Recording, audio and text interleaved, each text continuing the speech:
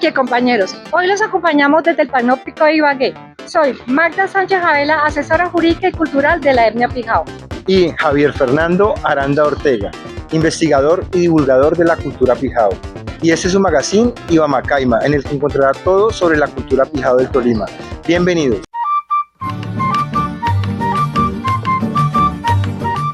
Algunas veces los grandes descubrimientos científicos e históricos no ocurren en bibliotecas ni en trabajos de campo especializados. Ocurren de manera fortuita por razones del destino. Así fue como el doctor César Augusto Velandia Jagua y su esposa Elizabeth Silva descubrieron que existía una cosmogonía en el sur de Tolima y que todavía la gente la conocía, que las personas de la zona tenían claridad sobre esto. Hoy vamos a ver toda esa historia sobre cómo se descubrió que existía una cosmogonía en el sur de Tolima. Acompáñenos. Toda esta historia comienza de un modo muy simple y sencillo. Elizabeth Silva de Velandia y César Augusto Velandia Jagua se encontraban realizando trabajos antropológicos de campo en el campo Coyaimuno, en las veredas rurales de Coyaima. Llegaron a la casa en la que se estaban hospedando y se sentaron en el andén. Allí toda la familia observaba la hermosa noche estrellada. Alguno de ellos preguntó: ¿y cómo piensan que es el mundo? Toda la familia respondió al unísono: pues obviamente es plano. Esas palabras dejaron absolutamente sorprendidos a la pareja de antropólogos, quienes quisieron preguntar más sobre el tema. La familia les contó que el mundo estaba hecho en capas y que debajo de la tierra seca en la que ellos habitaban había una laguna inmensa, fría y salada, oscura, que existía desde el principio de los tiempos. Que esta tierra plana o tierra seca estaba sostenida por 3 columnas de oro, que sin estas columnas la tierra plana se hundiría en un gran remolino y acabaría con todo. La pareja de antropólogos siguió indagando por la zona y notó que este relato, esta cosmogonía prehispánica que había sobrevivido en el sur de Tolima, era compartida por todos los habitantes de la zona y también por campesinos tolimenses que tenían un arraigo o una conexión directa con las comunidades indígenas de Coyaima, Natagaima y Ortega. Los indígenas de la región describían al mundo como una superposición de planos, los cuales estaban integrados por unas columnas de oro que sostenían la columna del medio. Este mundo que ellos describían estaba dominado totalmente por el frío y el calor. Pero ¿por qué era tan importante este hallazgo? Pues porque revelaba que a pesar de la colonización, a pesar de la república, a pesar de la llegada del siglo XX, los indígenas del sur del Tolima, que habían perdido su idioma y supuestamente su religión y sus creencias y su simbolismo, conservaban la cosmogonía viva y seguía siendo la norma, la forma en la que todos veían el mundo, seguía siendo la estructura del mundo. Y no era simplemente una cosmogonía antigua, era una manera de habitar el territorio, de entender la naturaleza y de explicar el pasado y el futuro. Y también de explicar el equilibrio, el desequilibrio, la salud, la enfermedad y hasta los problemas que hay en la comunidad. Velandia Jagua no solo descubrió un conjunto de creencias, descubrió una forma de resistencia cultural oculta y que estaba prácticamente bajo tierra. Un universo que había sobrevivido en la memoria de un pueblo en medio de sus casas y hogares, en medio de sus conversaciones familiares. Concluyendo, podemos decir que los científicos César Augusto Velandia Jagua y Elizabeth Silva de Velandia descubrieron para el Tolima y para todos los tolimenses el universo Pijao, el cual está compuesto de montañas, árboles, nubes, lluvia, sol, estrellas y todo el paisaje natural que nos rodea.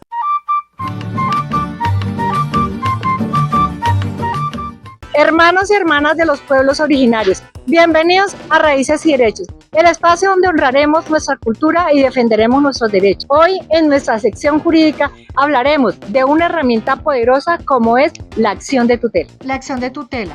¿Qué es la tutela? Es como se denomina a un mecanismo previsto en el artículo 86 de la Constitución Política de Colombia, que busca proteger los derechos fundamentales de todos los habitantes del territorio nacional, cuando cualquiera de estos resulte vulnerados o amenazados por la acción o la omisión de autoridades públicas o por particulares. La acción procede en algunos casos cuando se viola de manera directa ciertos derechos de carácter fundamental, como mecanismo transitorio cuando se busca evitar un perjuicio irremediable o en aquellos casos en los cuales no haya ningún mecanismo idóneo para proteger un derecho fundamental. Gratuita, no necesita de abogado, tiene prioridad sobre otros asuntos y se debe resolver en un tiempo máximo de 10 días. Además, para nuestros pueblos indígenas, la Corte Constitucional dijo que es clave para defender derechos colectivos como el territorio o la consulta previa. ¿Qué derechos protege la tutela? Los fundamentales, como por ejemplo la vida en el artículo 11, la igualdad en el artículo 16, la paz en el artículo 22. Y también nuestros derechos como pueblos indígenas como la autonomía, el territorio y la cultura. ¿Existe algún término señalado para poder interponer la acción de tutela? Actualmente no existe ningún término vigente que establezca la caducidad de la acción. La tutela se presenta por escrito o verbalmente en caso de urgencia, si no se sabe escribir o si hay algún menor de edad. También se puede acudir a la Personería o Defensoría del Pueblo para que se asesore a la persona que necesita interponer la tutela. Podemos presentarla cuando nuestros derechos son vulnerados o amenazados o para defender los derechos de otra persona que no puede hacerlo por sí misma. La solicitud de tutela debe contener la identificación del solicitante indicando el lugar de su residencia, identificar la parte contra quien se pretende tutelar los derechos vulnerados. En este caso puede ser autoridad pública o un particular. Una relación detallada y clara de los hechos, una exposición y argumentación del derecho que se considere sea afectado o vulnerado y o se encuentra amenazado. Y por último, la manifestación bajo la gravedad del juramento que no se ha presentado tutela sobre los mismos hechos. ¿Cuándo se presenta la acción de tutela? En dos momentos: cuando los derechos constitucionales fundamentales resulten vulnerados o amenazados por la acción u omisión de cualquier autoridad pública o de un particular. De acuerdo con el artículo 37 del decreto 2591 de 1991, son competentes para conocer de las tutelas a prevención los jueces o tribunales con jurisdicción en el lugar donde haya ocurrido la afectación o vulneración del derecho fundamental. Todos podemos presentar acciones de tutela en línea a través de la plataforma web de la rama judicial. El fallo de una tutela es el pronunciamiento que hace el juez sobre el caso. Un fallo de tutela que contiene, primero, la identificación del solicitante o accionante, esto quiere decir quién interpone la tutela. Segundo, la identificación del sujeto, entidad u órgano que amenaza o vulnera el derecho o accionado. Tercero, el derecho vulnerado. Cuarto, la decisión acompañada por órdenes precisas para que el accionante y accionado puedan cumplirlas. Quinto, el plazo o tiempo para el cumplimiento del fallo. Por regla general y dependiendo del tipo de orden, este plazo no puede exceder de 48 horas. Sexto, si la violación del derecho se ha dado por aplicación de una norma que vulnera los derechos fundamentales, el juez debe ordenar la inaplicación de esa norma. La notificación del fallo de tutela se hará por el medio que el juez considere más rápido y eficaz. Una vez pronunciada la decisión por el juez, se pueden producir tres acciones. Primera, el cumplimiento del fallo, cuando se hace lo que el juez dice en el plazo ordenado. Segundo, el incidente de desacato, cuando se desobedece la decisión del juez. En este caso, se imponen sanciones para que se cumplan las órdenes pendientes de ser ejecutadas. Tercera, impugnación del fallo, cuando no se está de acuerdo con la decisión y se solicita una nueva revisión por el Tribunal Superior. Se debe solicitar dentro de los 3 días siguientes a la notificación. Un fallo puede ser impugnado por el defensor del pueblo, por el accionante y o demandante o el accionado y o demandado. En Raíces y Derechos celebramos estos logros y recordamos la importancia de seguir trabajando por un país que respete y valore su diversidad. Hasta la próxima edición, donde seguiremos tejiendo derechos y esperanza.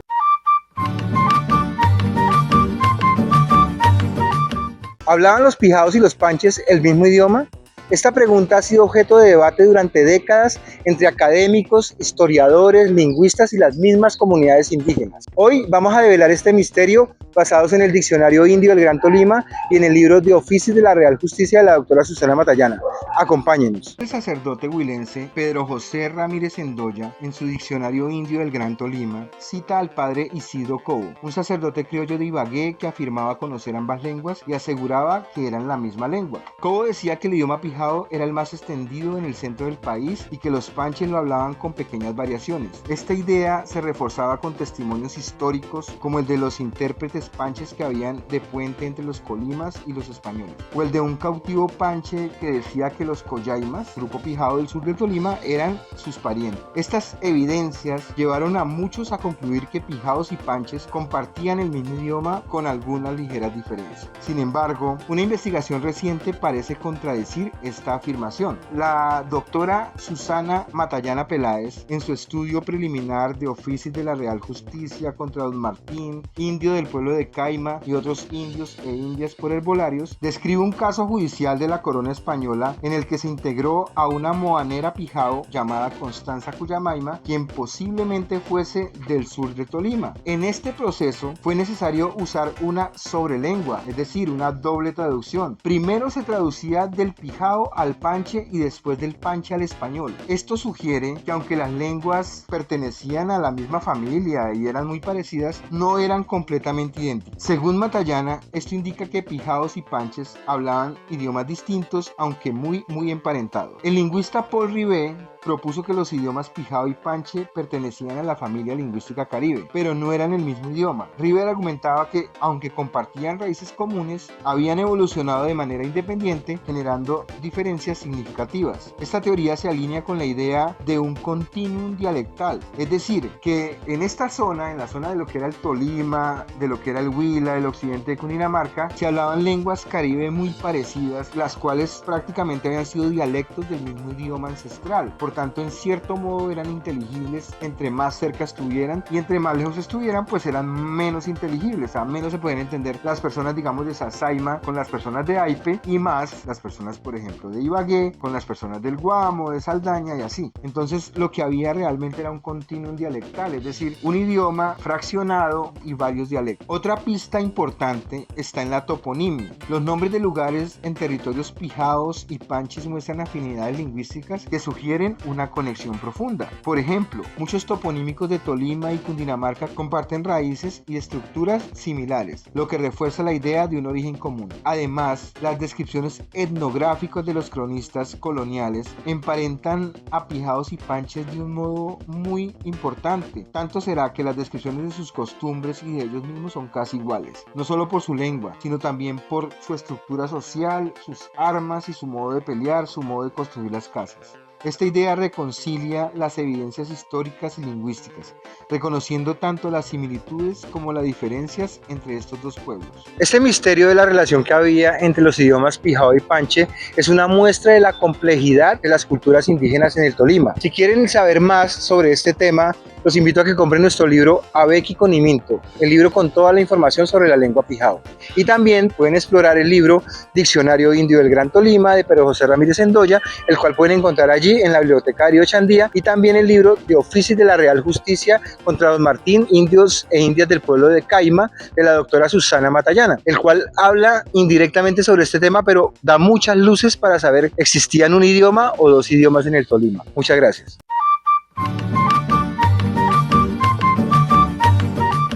Hoy en la actualidad pijao hablaremos de las 5 organizaciones nacionales indígenas de Colombia. A continuación iniciamos con la Organización Nacional Indígena de Colombia, ONIC, creada en 1982, en el primer Congreso Indígena Nacional llevado en Bosa, con la participación de los países que ahora son los Nasa del Cauca, los pijaos, los guambianos y zenú, con el propósito de visibilizar y socializar sus problemáticas, compartir la experiencia organizativa y establecer dinámicas de unidad para la exigibilidad de sus derechos a los congresos regionales y espacios de trabajo colectivo. Asistían cada vez y de manera más representativa autoridades y delegados indígenas de otros pueblos y comunidades indígenas de Colombia. Su primer director, como se denominó, fue el compañero Trino Morales, indígena guambiano, quien desde 1963 venía liderando procesos de recuperación territorial de su pueblo. La segunda organización es la Organización de los Pueblos Indígenas de la Amazonía en Colombia, OPIAC. Fue constituida durante el Congreso de 1995 en Mitú,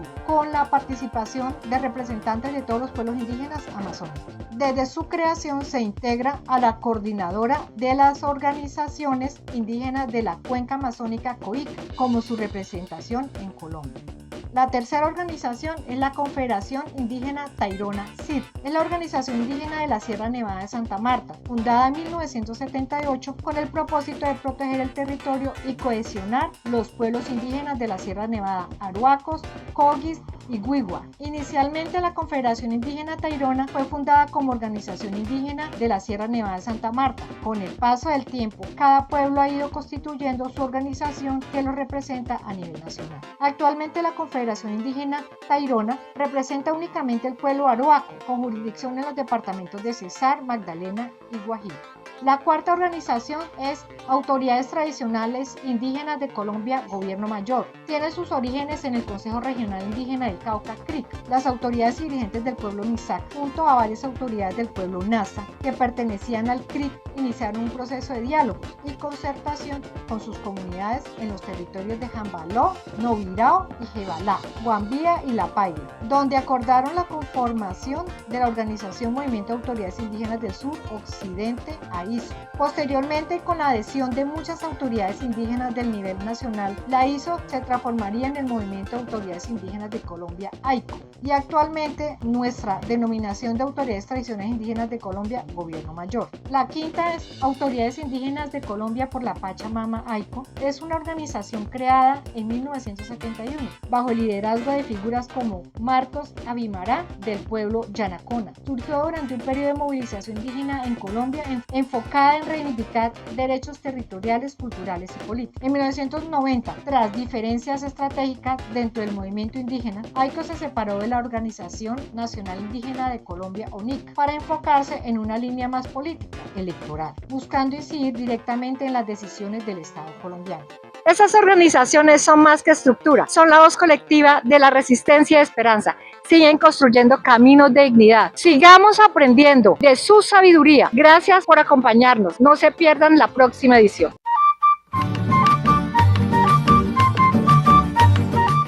Bota Anica es una figura legendaria en la historia de la resistencia de los pijaos contra la colonización española, en el Nuevo Reino de Granada y especialmente en el Tolima. Es la maravillosa espía pijao. Su historia está ligada con el ejército del gran cacique Calarcá. Se le describe como una mujer de rostro pálido, pequeña de cuerpo y de edad aproximadamente de unos 50 años. Fue adoptada por los pijaos en Buga, entre los que se convirtió en una de las dirigentes y comandantes militares más importantes. Hoy vamos a ver su historia. Acompáñenos. Bota Anica era partera y moana y se convirtió en una pieza fundamental dentro de la estructura militar de los pijaos. Su conocimiento de la cultura española y su astucia le permitieron infiltrarse en el fuerte enemigo, engañando a los conquistadores para obtener información valiosa sobre sus movimientos y estrategias. Se dice que aprendió español y las llamadas brujerías de los Uas, o sea, la religión católica, para poder reforzar sus habilidades como espía. Uno de los episodios más notables de su historia ocurrió cuando se presentó ante los españoles afirmando ser cristiana y suplicando refugio. Alegó que había sido capturada por los pijaos en Buga y que había vivido entre ellos durante muchos años. Su convincente actuación incluyó hacer una señal de Santa Cruz repetidamente y afirmar su verdadera intención era reunirse con su hijo Metaquí y su nieto Inví, quienes habían sido capturados por los españoles. El gobernador, confiando en su relato, le permitió moverse libremente dentro del fuerte con la esperanza de que proporcionara información sobre los pijaos. Sin embargo, Bota Anica, en lugar de ayudar a los conquistadores, utilizó su posición para espiar y transmitir información a los suyos, revelando las debilidades de la defensa de los españoles. Días después de haber ganado la confianza de los conquistadores, Bota Anica salió del fuerte con el pretexto de recolectar agua. Aprovechó la oportunidad para reunirse con los guerreros emboscados en las cercanías y les aseguró la victoria, revelándoles que el gobernador estaba muy enfermo y que la mayoría de los soldados tenían hambre y estaban débiles. Gracias a su información, los pijaos lanzaron un ataque sorpresivo que puso en jaque al fuerte de Maito en Chaparral, en el cual ellos estaban guarecidos. A pesar de sus esfuerzos por engañar nuevamente a los españoles, afirmando estar enojada con los atacantes, mostrando lealtad al gobernador español Ospina, su traición quedó al descubierto cuando capturaron a su yerno Cocurgá. Este suceso confirmó su doble juego y finalmente fue arrestada. Su captura marcó el fin de su papel en la resistencia indígena como espía y su destino fue sellado por los españoles. Su hijo Metaquí, al verla frente al pelotón de fusilamiento, le dijo a los españoles que si querían lo matarían. mataran a él, que él era un hombre, que su mamá era una mujer vieja y que no deberían dispararle a ella, que ella era también cristiana como ellos, que deberían de respetarla al menos por eso. Metaquí se puso al frente de las tropas españolas y sin temblar les dijo que le dispararan. Al ver la gran valentía del muchacho, el gobernador Ospina los dejó libres a los dos. Aunque su historia terminó con su captura y su condena a muerte de la cual se salvó, Botánica es una de las grandes mujeres de nuestra historia. Debemos recordarla como el poder femenino en el Tolima y en la época prehispánica en el mundo de los pijaos.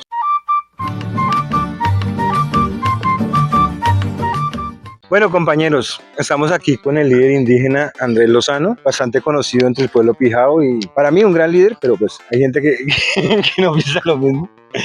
Igual vamos a hacer una reacción a un video, se llama Buscando el mito del cacique Calarcá, es de un canal del Quindío, se llama La Urbe Comunicaciones del Quindío, es un video que lo ven mucho. Es que nada, un saludo a la gente que está viendo desde acá, desde Ibagué y la Universidad del Tolima. Universidad del Tolima. Soy Andrés Lozano, soy consejero mayor del Cabildo Universitario, hago parte del pueblo pijao como autoridad espiritual territorial y pues acá invitado por el compañero Javier, un gusto estar aquí apoyando en esta divulgación de la cultura de mi pueblo. Entonces vamos a poner el video y comencemos. Igual me disculpan o disculpen a mi compa si de pronto nos ponemos demasiado. Es que esta cultura uno la quiere, mano, y cuando ve esas cosas, pues bueno, hagámosle a ver qué nos vamos a encontrar. Este cacique don Baltasar Beima ¿Sí era? se enamoró de una mujer ¿Española? de unos 40 años, Eso no está. viuda Eso es de una de las Eso encomiendas es- de la zona.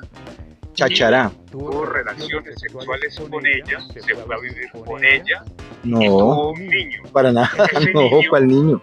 que salió de rasgos muy europeo, ¿Verdad? Ya pues. rubio, ojos azules. Esto ofendió Blanco puro. demasiado a los pijaos, a ¿Sí? los ¿Por indios qué? pijaos Vea pues. especialmente. Un segundito.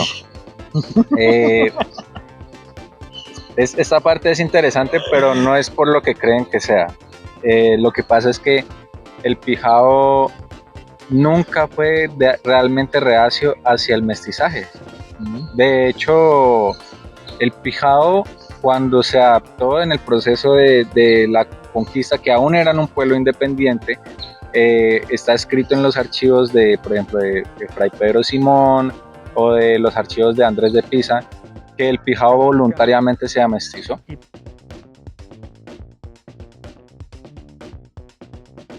Kaikemena. Ahora saludamos a nuestros seguidores, quienes han dejado comentarios en nuestras redes sociales. Un saludo para Jonathan Cardoso 2075. Nos dice, orgullosamente tolimense. @viajero tropical, excelente, muy completo. Agradecido con este saber. @Liliana Ortega 5361. Felicitaciones por tan excelente información, ya que nos permite saber de nuestros antepasados y valorar nuestra cultura. @Armolevivan 6062. Felicitaciones, seguir valorando este legado. @Santiago 7230. Excelente documental. @Darío Ruiz Moreno 8363. Muchas gracias por este video. Me hace sentir parte de algo, tener identidad. Mi ADN se ha perdido. @Ana Cristina Ortega 2197. Excelente investigación, muy completa, bien explicada e ilustrada. Felicitaciones. @Amparo Espina 562. Excelente. @Dolores Beat 6254. Gracias. @Sensuclay no se ponían aretes, no hay artefactos. @Lorena Casanova Herrera 5408. Hola, tengo un fragmento de cerámica que quiero que vean. Y también hay una en el museo para que pasen y se llama Arrancaplumas. @Chisaba 1520. Esos pectorales también tienen un parecido con un emblema dual del cristianismo ortodoxo, el ave bicéfala. @Darío Ruiz Moreno 8363. Hola, vivo en Bogotá. Se puede decir que soy rolo. Mi madre es de Boyacá y mi padre es de Natagaima. Mi abuela era de apellido Ruiz. Fueron desplazados por la violencia. @Darío Ruiz Moreno 8363. Nos pregunta cómo se llama la canción del final. Se llama La venganza de los brujos de Anarquía Tropical. Pero esto no termina aquí. aquí. Nos pueden ver todos los sábados a través de la estación televisión Canal 2 Connect, la mejor televisión por cable de Ibagué. ¿Dónde nos ven? En todo el centro del Tolima, también en el Guamo, Ortega y Purificación, al sur del departamento. Y no solo eso, también llegamos a los municipios cundinamarqueses de Soacha, Tocaima y Cíbate. Estamos por todas partes. Síguenos en nuestras redes sociales. Búscanos como @Fundación Abequi Pinao en Facebook e Instagram.